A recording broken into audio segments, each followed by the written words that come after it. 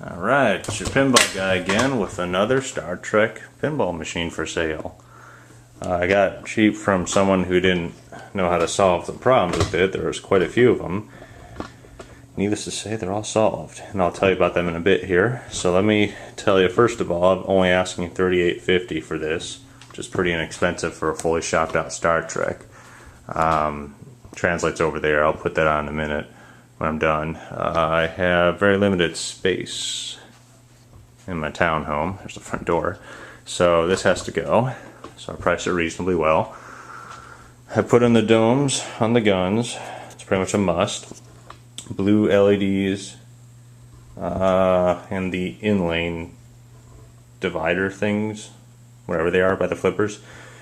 LEDs in the green area here. Normal bulbs there. Retro LEDs in the slingshots, so you don't have to replace those anymore. Those are pretty cool, actually. I don't think you'll be able to get a visual of it, though. Not really. Anyways, there's also a color-changing LED in the center of the Enterprise command decision area. And there's 89 LED yellow flashers behind the yellow targets on each side. Whoa, look out. Normal bulbs everywhere else down there. Once I get away from the initial area of the playfield, then I'm more into LEDs. But nearby, I don't like to overload the human senses with too many LEDs. Color changing LED there in the Enterprise start mission. Extra ball is just a red LED. I forget if I have LEDs in the R spots. I also have an LED on Q as well. So Q, extra ball, that. The lock. LEDs on these two spots here for the shuttle multipliers. I forget if this has a retro LED or not. That's an LED on the lock and the lock because this one's not easy to reach and I just want them to look the same. I put an LED in this hard to reach pop bumper back there, taking the ramp out and all that. This is a normal because that's easy to replace, and that's a normal, easy to replace. I forget if there's an LED flasher for the millions or not, can't remember. LEDs all throughout in the top area so it's nice and bright. Hand painted the Borg ship chrome color paint, looks awesome, much better in person than on the camera. All the lights in there work. I just checked a minute ago. It just looks really dark in there, but all the flashes are working. Those really need to be upgraded. It's like 30 or 40 bucks to do the upgrade from Coin Takers. I think it's. Oops! I just flipped by accident. That was scary.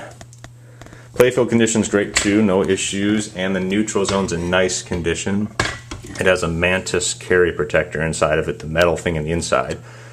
So it's not going to get worn, and you don't have to have the embarrassing Cliffy covering it up and always wondering what it looks like underneath. I hate Cliffies. Oops. Interesting. Had to bump that bulb to make it work. That's odd. Speaking of which, I soldered all the GI, all of the inserts, everything. I soldered everything, so you're going to have consistent working bulbs. You don't have to worry about resoldering anything for many years on the bulbs. I just didn't do these dinky guys up here, but whatever. Damn it, keep doing that. Can't remember if I put an LED in there or not. I did not put one in the red back there, I know that, but who really cares anyways. And I guess we can go into the playfield. Actually, we'll do that in just a second. So, two things. Only two things left to do to perfect the game. Just two. One's ridiculously easy. This plastic's broken right here. Okay? Just one plastic with two screws. One there and one right there. I don't know if you can see it. Real easy to replace. But why spend $200 on a plastic set when that's all that's broken? You know? It just doesn't make sense. So now we'll go up in the top. Everything works up here too, you can tell. No problem. And then I had to replace, should take this off the stand. Let's try this. Yeah, it worked. I've replaced, oh, this isn't the light, so, whoa, look out.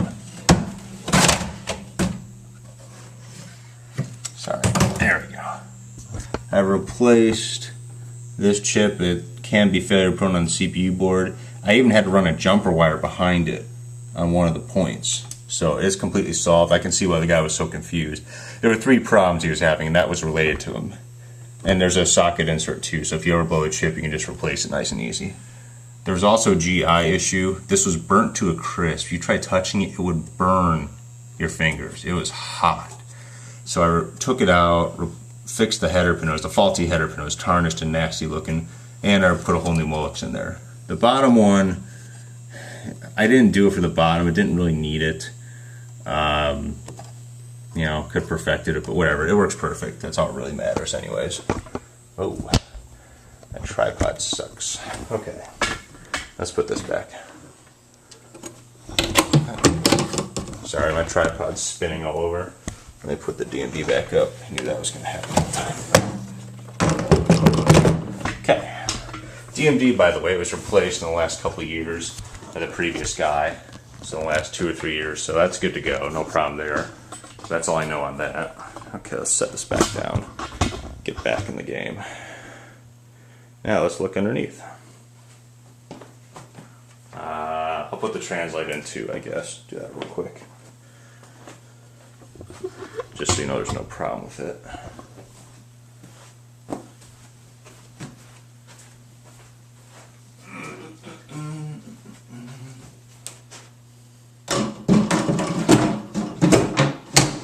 Okay, that's in. Let's put the header key away. Translate's working fine. Could use the LEDs though, the flashes aren't that bright. Even though I replaced all the bulbs, natural flashes kind of suck. Oh, hold on a second. Yeah, they just, yeah. I recommend getting the LED upgrades for the Borg ship for sure. Back box is optional, it's a little pricey, but the Borg ship, 30, 40 bucks, I think cost me 45 from Coin Takers. Highly recommend it. Now, let's empty the balls and do the rest. Set this down. And I'll show you around.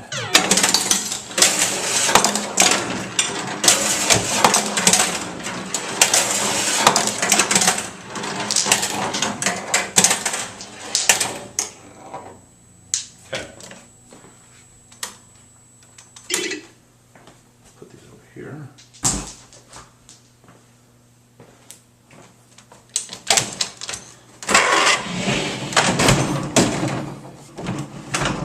Zippity-doo-dah.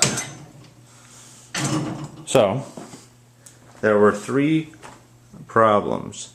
One I showed you was on the backboard. It was a bad logic chip. And then the famous ball trough. God, this tripod just fails. Alright, well, hopefully the tripod, it's not going to move it anymore. Hopefully it just stops fidgeting. I replaced every resistor, these things, on the whole board, and 2, this is another big issue, 2 of the LED emitters, diode LED emitters were shot. I replaced those. I also directly soldered the 12 volt and ground directly to the board, so there's no continuity problems. The blue board was a nightmare. I resoldered everything directly because it needed it bad. I replaced both logic chips on it. And they have sockets, by the way, so if you ever short in the future, you can just replace it easily. And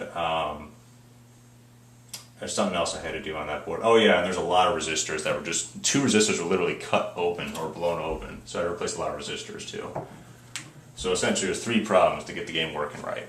And then the GI thing was a 4th problem, that was separate. The guy wasn't selling because of some bulbs out, obviously. Not a high priority.